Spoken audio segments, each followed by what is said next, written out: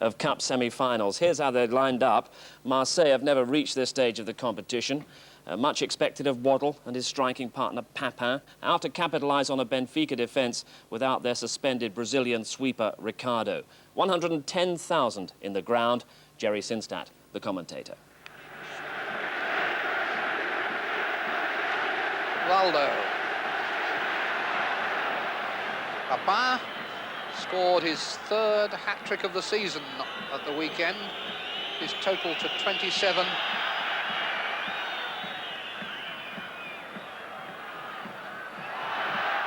Veloso. Ter. Tigana stepped in. Waddle. And he's away. Tried to get Papin in. Papin shot! Papin is so sharp these days. Must be one of the most improved strikers in Europe. Good work by Waddle to make the opportunity for him. The shot just flashed over.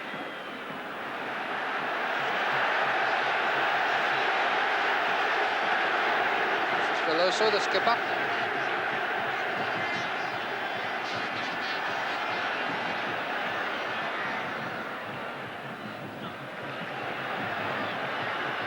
Aldair, very much the fetcher and carrier of the side.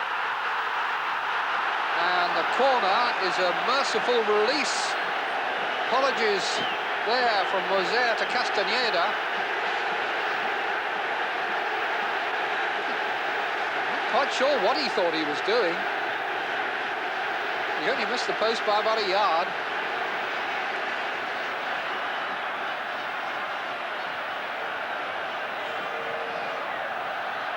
Goalkeepers.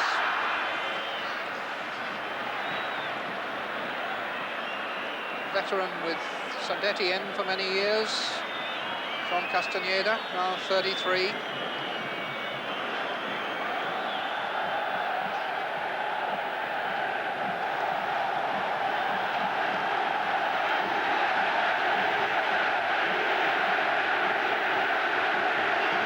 Out of play.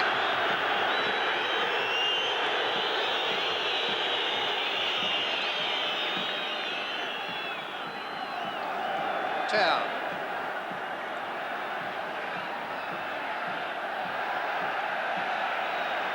Too long for Hernani.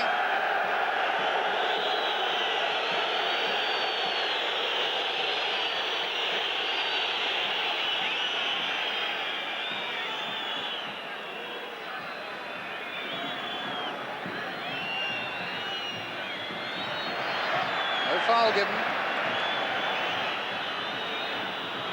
Papin pulls off his man in the middle. Cross didn't arrive. Referee's decision. It's a free kick.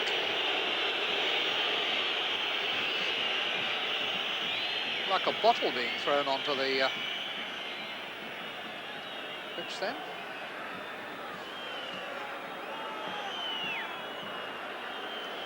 So Waddle this time will curl the ball in towards the goalkeeper with the left foot.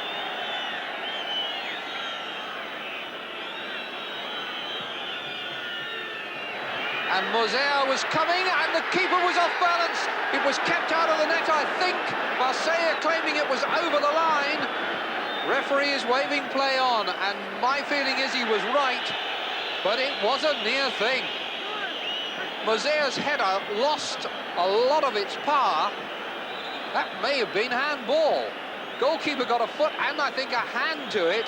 Somehow between them they scrambled it away. But another goal then would have spelt the end for Benfica. But it's not been a game of many chances. European semi-finals seldom are. In fact, the first leg with all that goal-mouth excitement is something of an exception.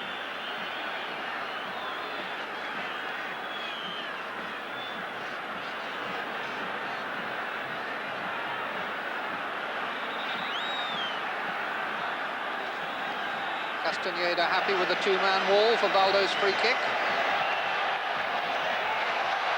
Magnussen got a head to it, and it's off the post and back out. Well, that's as near as Benfica have come, and Castaneda was completely unawares.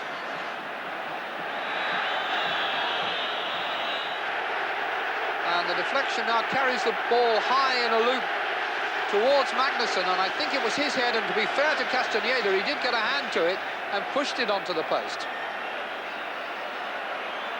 Tern will take this free kick. No, Valdo. Wide. The free kick struck a Marseille player, and it came in a high loop. And Magnussen, I'm sure, got his head to it, and Castaneda, in fact, did very well to get his left hand to it and push it onto the post.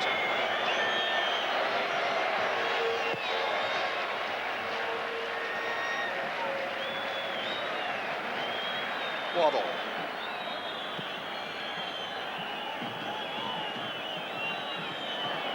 Francescoli has not been allowed any room at all. Has wonderful close control. One turn, I remember from the first leg a fortnight ago, was absolute magic. They compare him with the great Juan Schiaffino, and they do so with some reason. Well, that's a very high standard to match. Now then, oh, terrible mistake by Veloso, and he was completely rescued by Silvino. Veloso seemed totally to lose his concentration then. And it was a good snapshot that Silvino was behind.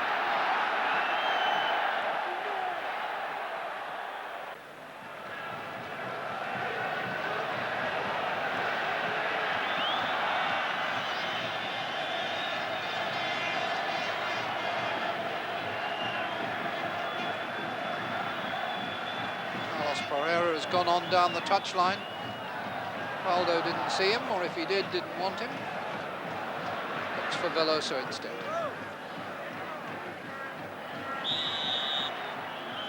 Clumsy challenge then from Verkruis. Pacheco slipped his man nicely. Tigana comes back to cover for Amoros.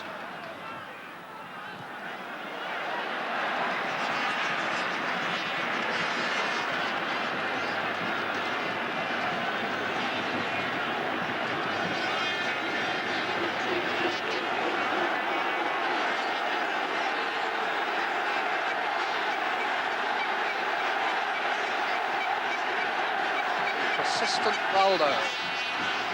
Now then, it's in!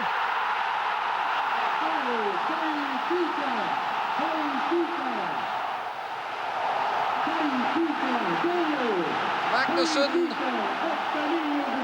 with 7 minutes to go.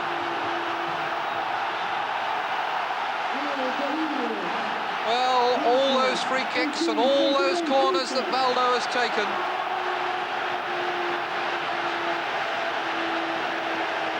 last yielded evidence, and the Stadium of Light comes to life.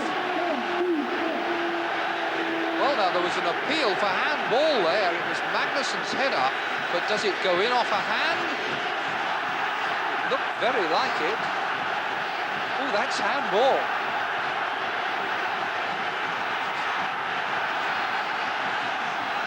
Well, that'll cause some controversy.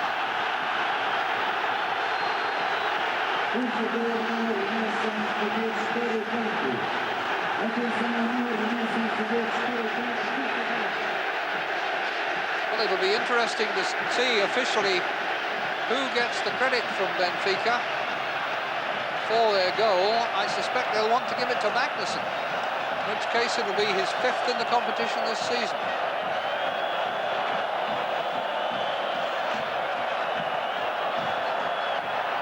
It's a very different Marseille now. That's for Crease's cross.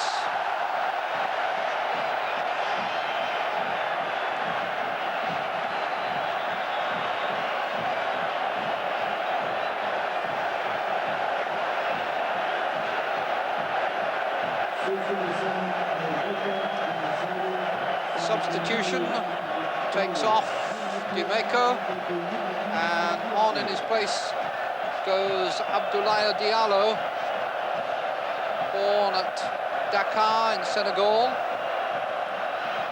15. So that's a forward for a defender. Clear evidence that Marseille's priorities changed totally. Deschamps were appealing for handball and it wasn't given. Benfica on the break, and Marseille caught with a lot of men upfield then. Benfica were not quite equipped with the pace to take advantage. Amoros under pressure from Garcia. Oh, foul by Veloso, but suddenly this is a very different game, and how much better a game it might have been if Benfica had scored in the first 7 minutes rather than the last 7.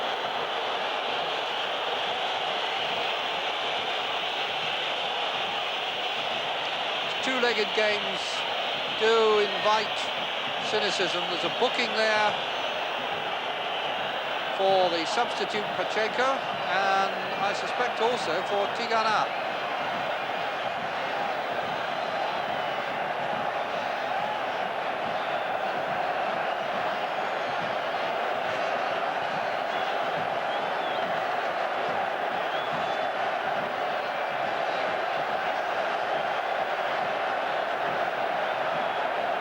Langenhoven did a lot of writing in his book there, but whether it was only Pacheco who was cautioned, it's impossible to say.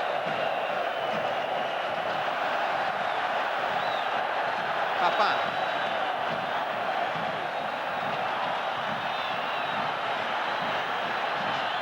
Again, Mosea breaking through the middle.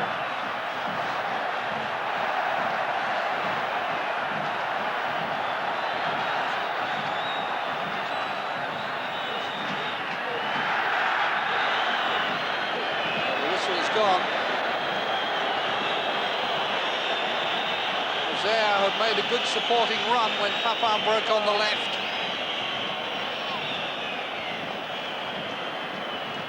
Chris Waddle is now not on the field. This is exactly the kind of position from which he would be menacing. Papin looks as though he is prepared to assume the authority for it. Not he, then maybe Mosea will give us a touch of Brazilian magic. Not an easy moment for Silvino.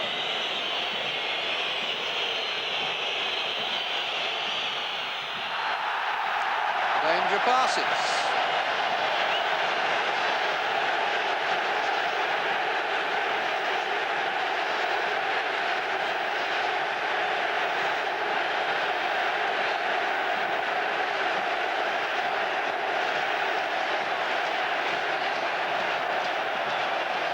Stoppage time.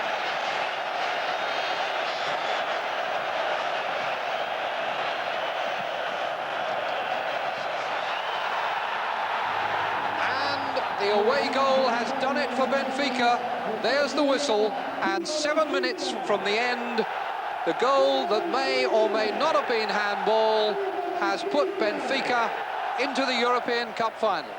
They've beaten Marseille 1-0 on the night. It's 2-2 on aggregate, and the away goal will do.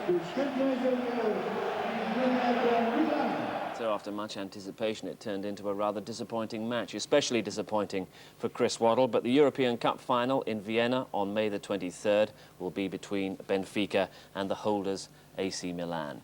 Now,